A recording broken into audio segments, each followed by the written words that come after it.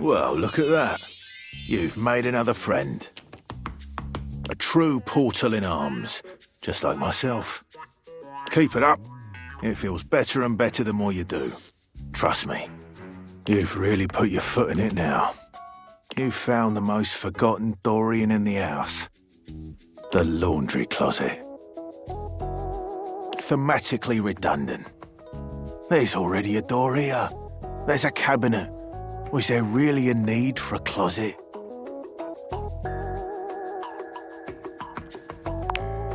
I doubt it. Yet you still came here. Is it because you truly love me?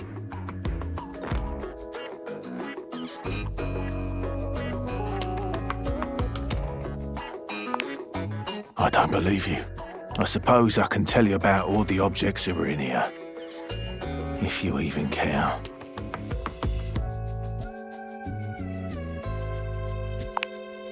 Well, there's Beau the box.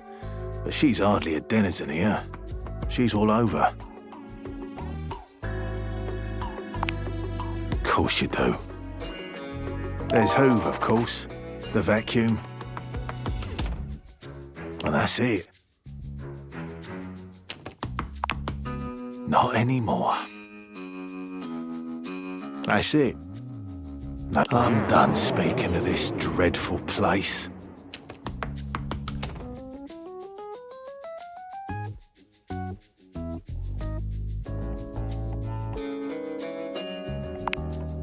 Oh, woe is me.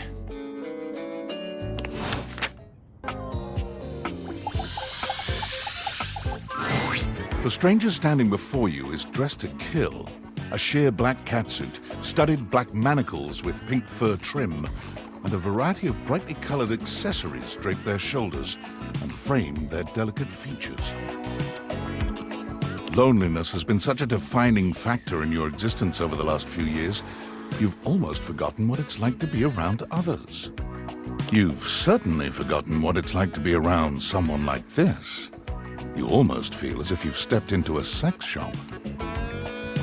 Hey. So, that little bag that's in the dresser next to your bed? They're sex toys. Toys? Pleasure is not a game, darling. But at least you didn't call me a marital aid. Ben-Hwa is gonna have some pretty choice dialogue and themes. They're adults only. You want to skip me? That's fine. I can have plenty of fun all by myself.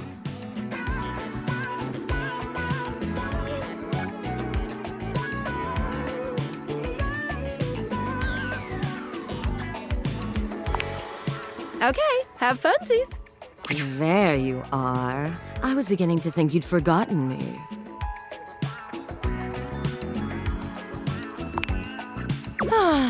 Of course you did. I'm Ben-Hwa, your partner in pleasure.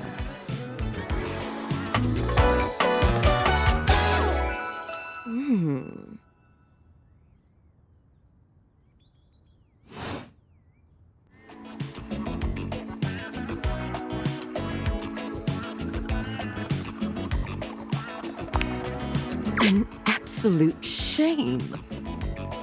It's really about time you came to speak to me. Given the way we met, someone less confident than me might really take it personally. They look at you expectantly, raising an eyebrow. You do remember the way we met, don't you?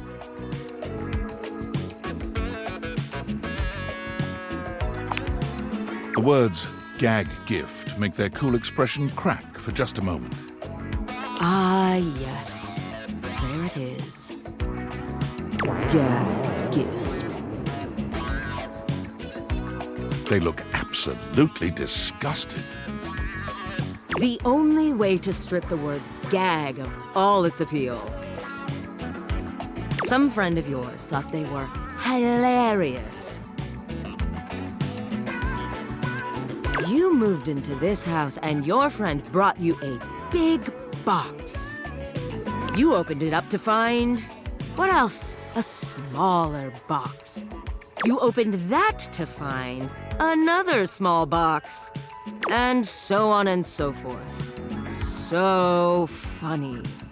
Eventually, you got to the smallest box. And there I was. A bright-eyed virgin. Yours for the taking. Who'd have guessed you'd let me lie untouched all these years? But there's still time to rectify that. After all, you're here, I'm here, and I know you have nothing but time. So how about it? Me and you and mind-bending, earth-shattering pleasure?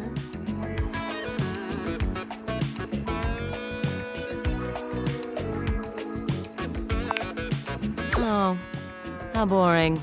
Suit yourself. But don't come my way again unless you're ready to have your world rocked.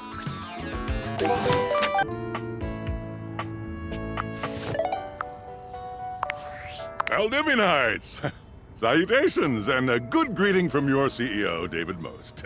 Wow, the other night was quite a lively celebration, wasn't it? Honestly, I don't remember much. Which means Sandy in corporate events planning did her usual bang-up job. Inspirational work, Sandy. Way to earn that 3% cost of living bonus. Keep it up and undoubtedly you'll be CEO one day. Unfortunately, sometime during the festivities, my sunglasses seem to have been misplaced. By who, exactly, is impossible to know for sure. We've combed every inch of the hotel, and they did not end up in the lost and found. So it seems likely that someone mistakenly took them home. Honestly, they're worthless. They were given to me by someone special, and they do have some amount of sentimental value. So if you have any information related to their whereabouts, please email me ASAP. Oh, and if someone from the press happens to reach out, they were definitely just normal sunglasses and not a highly classified prototype we're secretly developing in conjunction with the federal government. Unrelated, please bid a fond Valdivian farewell to Sandy in corporate events planning, whose role has been eliminated due to ongoing workforce optimization efforts. Best of luck in all your new endeavors, Sandy.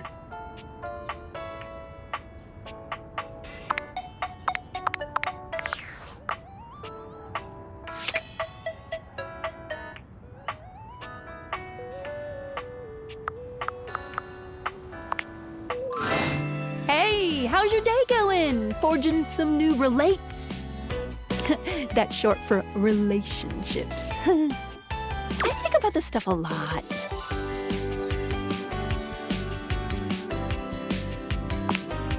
Oh, yes! I knew I was good for something. How about a nice menu? I have lots of different ones, all different styles. Here's the main one. Welcome! What can I do for you in my main menu?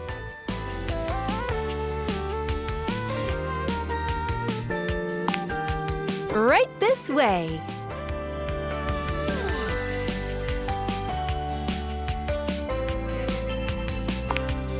What's on your mind?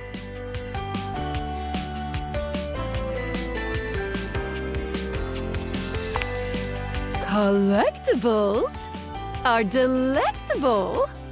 Collectibles are the funny little images that appear as datables talk to you. What are you curious about?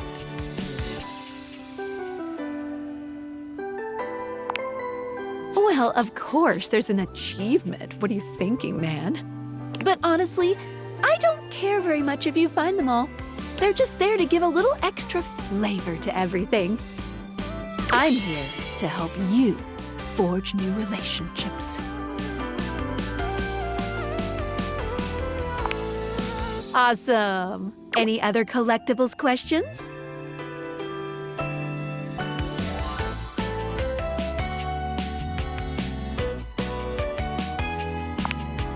Anything else you wanted to know about features?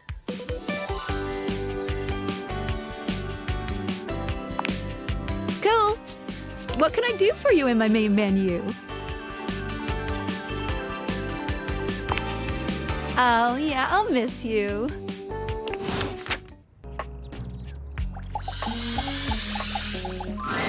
Dunk is in the middle of a downward dog pose, showing off surprising flexibility for someone with a physique as rugged as his. When he sees you, he straightens up and waves, but not before you've gotten a good long look at him, in a rather compromising position. Hey, there's my favorite new workout buddy. Ready to try some yoga? Oh man, yes! I love to hear that! Yoga is popular these days, but when I first started doing it, you wouldn't believe how many of my fellow athletes wouldn't take it seriously.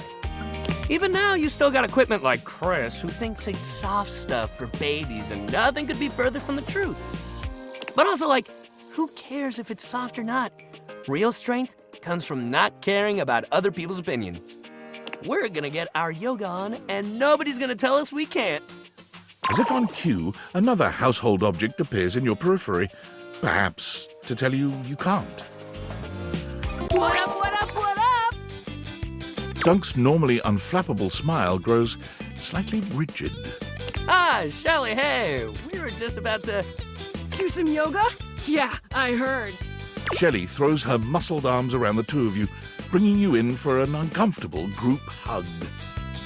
She's squeezing far too tight, evidently unaware of just how strong she is. But why do yoga when you could lift? Do you know how good at hugging you can be when you lift? Dunk manages to free himself from Shelley's death grip. You feel his strong fingertips wedging between Shelley's arm and your shoulder. Lifting is good for your hug muscles, there's no doubt about that. But you gotta have a balance, dude. Besides, yoga builds strength too. Dunk finally manages to pop you out of Shelley's grasp, but she seems entirely unbothered by your escape. Balance? Nah, bro. You gotta grab life by the screws. You don't want our good pal here to miss out on the best in life because they were too busy bending over and staring at the floor. Shelly, my dude, respectfully, life ain't all about lifting. Shelley's mouth drops open, as though Dunk has just said something absolutely unthinkable. It might be a good time to intervene.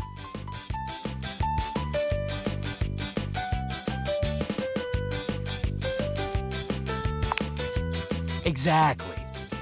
Lifting is great, but it's just part of the routine. How can you say that? How else are you gonna lift your friends up and carry all their burdens and make them a part of you until you push them away or you collapse under the strain of it all?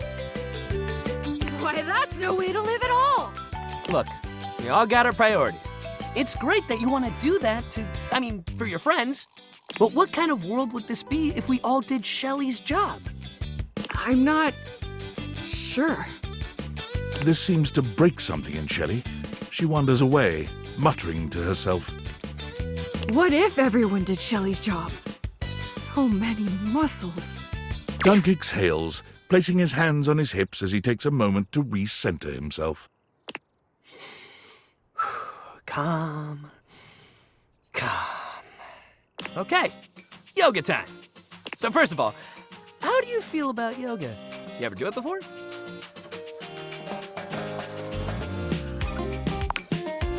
Yes, love to hear that. All right, let's get into it. How about we start with a nice down dog pose?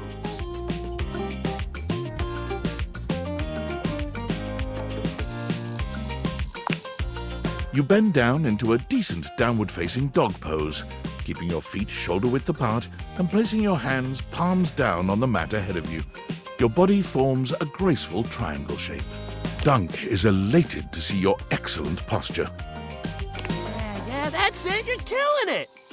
Now, see if you can lift your leg up behind you so you're in a kind of standing split. Dunk lifts one leg from the ground until it's parallel with his arms, continuing even beyond that until he's in a proper split. He's surprisingly flexible for such a big guy.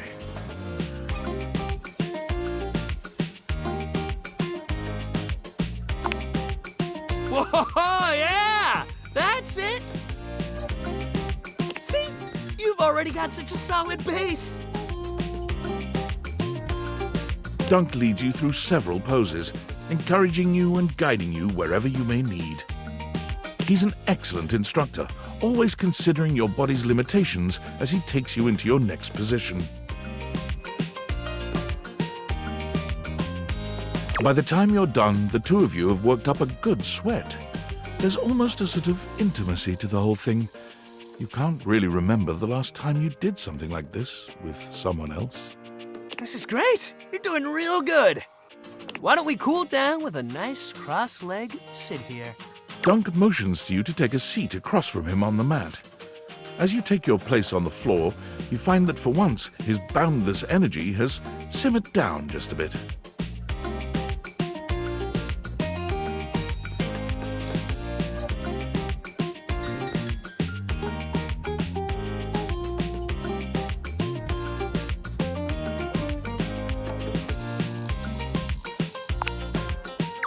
Other situation? His eyebrows raise.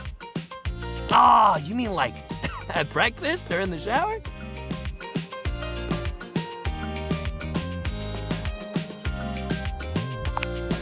Dunk's eyebrows only raise further.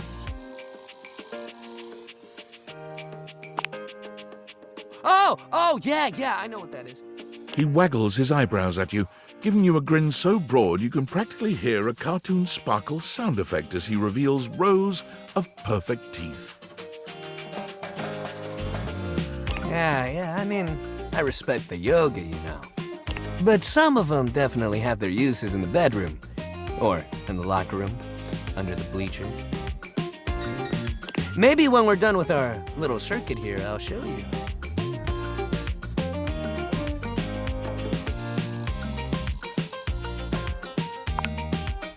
Me too. Sex rules. Dunk breathes in deeply, in and out, seeming to relax further for just a moment. And then he's clapping his hands together and back to his usual energetic self. Great workout today, man. Really, you killed it. Next time, we're gonna do some good old-fashioned sports. I'll even let you choose the ball.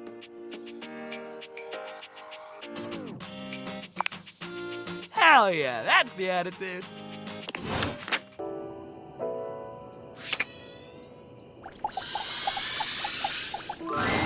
Hey there! You're back!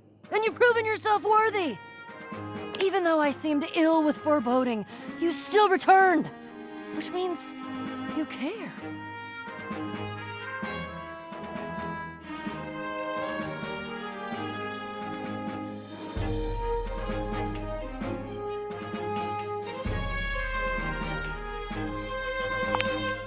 If I promised to?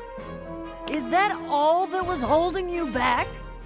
My fellow adventurer, I promise you, if I had a sword, I would swear on it. But I'm gonna have one soon, so I'll swear on the sword I almost have. I will never leave you behind. I will be there with you every step of the way. If you're really in, I have some more things that you need to know. Are you ready? We've got a lot to go over.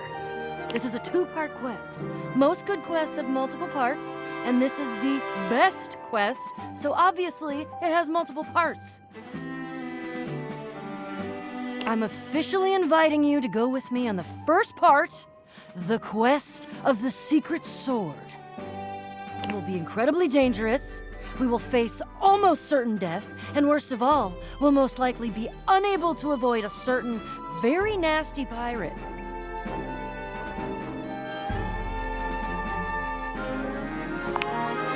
Jacques.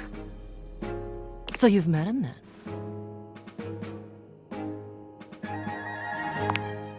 He's a prince. He's tried to kill me a couple times. Ah, fond memories.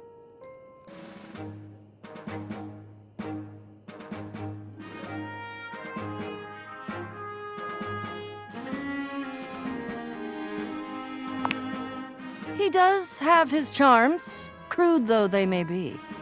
The secret sword is actually hidden in the hold of Jacques' ship. I've already tried to obtain it a couple times, but as you can see, I've been unsuccessful. I haven't quite figured out why yet, as I'm so clearly the world's foremost obtainer of secret, sacred, even cursed antiquities and treasures. But in the process of attempting to obtain it, I've run into Jacques, and now he is sort of alerted to my desires and kinda... Oh, I don't know, he has a whorish opinion of me.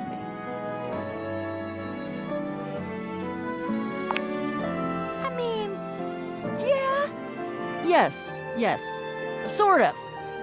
I have executed some pretty fantastic feats of cat burglary and gymnastic daring in order to...